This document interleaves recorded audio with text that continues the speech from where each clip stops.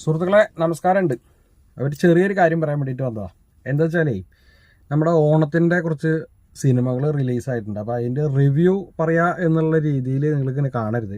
എൻ്റെ ഒരു അഭിപ്രായം പറയുക എന്നുള്ളത് മാത്രം നിങ്ങളിത് കാണുക. അതായത് വ്യക്തിപരമായിട്ടുള്ള എൻ്റെ ഒരു അഭിപ്രായത്തിനാണ് ഞാൻ നിങ്ങളുടെ മുന്നിൽ എത്തിക്കുന്നത് കേട്ടോ.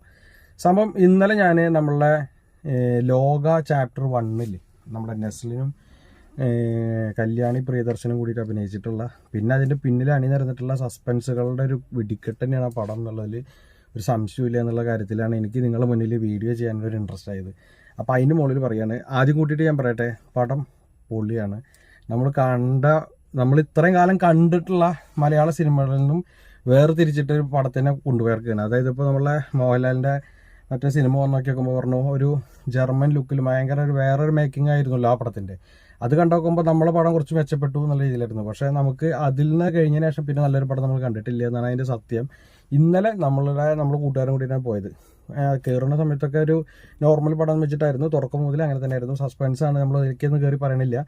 പടം പൊള്ളിയാണ്. പിന്നെ എടുത്ത് പറയേണ്ട ഒരു കാര്യം എന്താണെന്ന് വെച്ചാൽ നമ്മളെ മലയാള സിനിമയുടെ ചില മാറ്റങ്ങൾക്ക് അനിവാര്യമാണെന്നുള്ളൊരു സമയത്താണ് ഈ പടം വന്നിരിക്കുന്നത്. കാരണം ചളി വലിച്ച് കയറ്റി കുത്തി നിറച്ച് കയറ്റിയിട്ട് ഒരു തിയേറ്ററിലേക്ക് കയറി ചെല്ലാൻ പറ്റാണ്ടെയും തിയേറ്ററിലേക്ക് പോകണോട് കൂടിയിട്ട് ഒരു സാധാരണക്കാരന് ഒരു ടിക്കറ്റ് എടുത്തിട്ട് ഒരു കുടുംബമായിട്ട് ഒരു ഫാമിലി ആയിട്ടൊരു പടത്തിന് പോകുമ്പോൾ ടിക്കറ്റിൻ്റെ പൈസ ചെന്ന് കഴിഞ്ഞാൽ പോപ്കോൺ അത് ഇത് വെള്ളം എന്നൊക്കെ പറഞ്ഞിട്ട് എങ്ങനെ വന്നാലും സാധാരണ ഒരു ഫാമിലിക്ക് 2000-2500 രൂപയുടെ 3000 പടം അടുത്ത് പൊട്ടിച്ചാലാണ് ഒരു സിനിമ കണ്ടിട്ട് ഇറങ്ങി വരാൻ പറ്റുള്ളൂ. കുട്ടികളൊക്കെ കണ്ടുവച്ചാൽ മൊത്തത്തിൽ.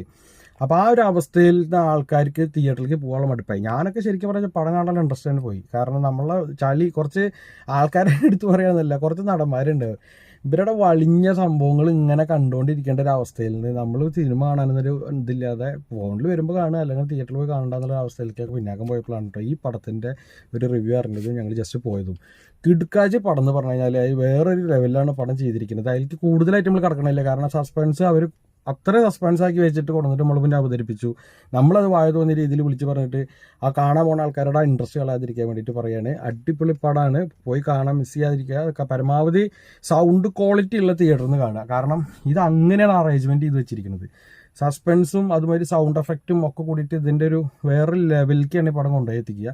പടം 1, 2, 3, 4 പറഞ്ഞിട്ട് പടം ചിലപ്പോൾ മുന്നോട്ട് പോയിക്കൊണ്ടേയിരിക്കും. അപ്പോൾ 1 മുതൽ നല്ല എക്സ്പീരിയൻസുള്ള തിയേറ്ററിൽ നിന്ന് കണ്ടിട്ട് ഇതിൻ്റെ കറക്റ്റ് സംഭവങ്ങളൊക്കെ കാണുക. അതുമാതിരി പടം അവസാനം വരെ സ്ക്രീൻ ഓഫ് ആവണത് വരെ ഇവിടെ തന്നെ ഇരിക്കുക. എണീറ്റ് പോരരുത്, എഴുതി കാണിക്കലുണ്ടായാലൊക്കെ അവിടെ തന്നെ ഇരിക്കുക. വേറൊരു രീതിയിൽ അവിടെ നിന്ന് എണീക്കരുത്. പടം കഴിഞ്ഞു എന്നുള്ളത് ഉറപ്പായി സ്ക്രീൻ ഓഫായാൽ മാത്രമേ എഴുന്നേൽക്കാവുള്ളൂ. അതുവരെ സസ്പെൻസിലാണ് പടം ഓടിക്കൊണ്ടിരിക്കുന്നത് കേട്ടോ. അപ്പോൾ മറക്കണ്ട.